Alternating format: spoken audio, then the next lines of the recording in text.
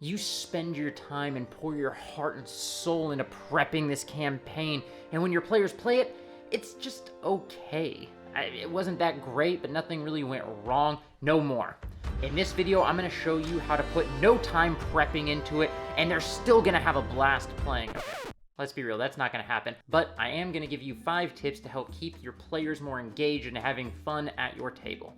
All right, tip number 1, and I say this first because it's the first thing you need to keep in mind when you come to the table, and that is be mindful of the energy that you're putting out. Your players a lot of the time will mimic your energy levels. So I like to come at the table with higher energy, and then you can kind of bring it down to tailor it to what feels more appropriate for the table. A lot of the time in my experience, when the energy drops too low and stays there for too long, that's when the players start just playing on their phone, they get disinterested, and they're not really engaging anymore. That's what we want to avoid. Tip number 2 is keep in mind your players' play styles and what suits the table more. You know your players better than I do, so I can't tell you what to do, but if they like combat more, you should probably throw some extra combat in there. If they don't like combat, probably ease up on a little bit. Throw more puzzles in there or role-playing or what your players enjoy. And even if you're running a pre-written module, you still have control over this.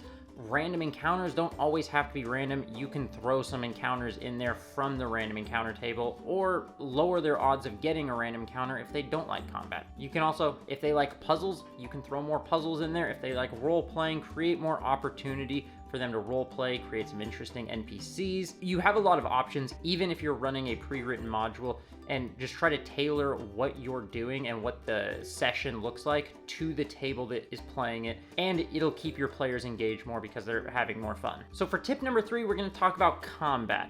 This is going to be really quick. I could do, and probably will do, an entire video on combat, but the basics of what you should be doing with combat is try to keep it interesting and keep your players engaged in combat. You can do this by keeping it somewhat dynamic. You don't want your players doing the exact same thing every round, just standing there statically, hitting. Obviously, there's going to be some combat, that's what that looks like. But if you can throw some objectives in there that isn't just killing the other guys, if you can have an objective like save this person, get this item, or create environmental effects, and that can help keep things more interesting, your players engage more, and having a better time. Also on that, to keep them engaged and having a good time, you need to keep combat running relatively quickly. You don't want combat to take the entire session. You also don't want players sitting there spending 5 minutes reading all of their abilities when it's their turn. If you have players that do this a lot, you can talk to them outside of the session and also remind them when it's about to be their turn. So player A, you're up. Player Slowpoke, you're up after them. Probably don't call them a Slowpoke though. Or 2, I don't know.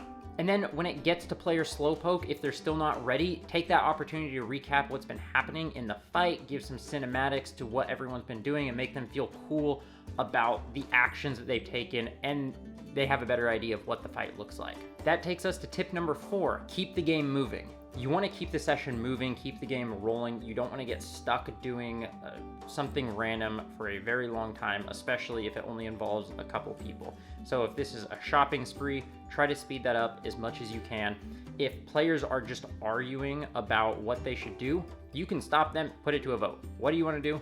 What do you want to do? What do you want to do? Okay, it sounds like the majority of the party wants to do this. That's what you guys are going to do.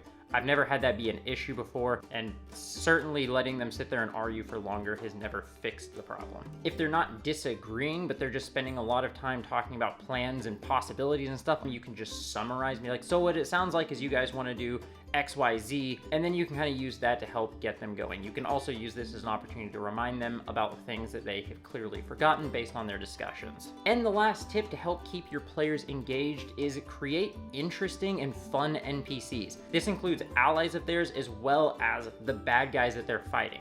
You can throw some dialogue in there. You can make some interesting enemies. Even if it's not the main BBEG, and it's just some minion, they can still be fun, interesting, entertaining, and it will keep them more engaged. I've had a couple bad guys that my players didn't want to kill. They were like, man, I actually kind of like this guy. Too bad, we have to kill you. It makes it fun, keeps it entertaining, and it keeps the players engaged and having a good time. Well, those are my 5 tips. If you got any value out of this, hit the like button, subscribe for more content, leave a comment if there's anything you want to see me do in the future, and I will see you next time.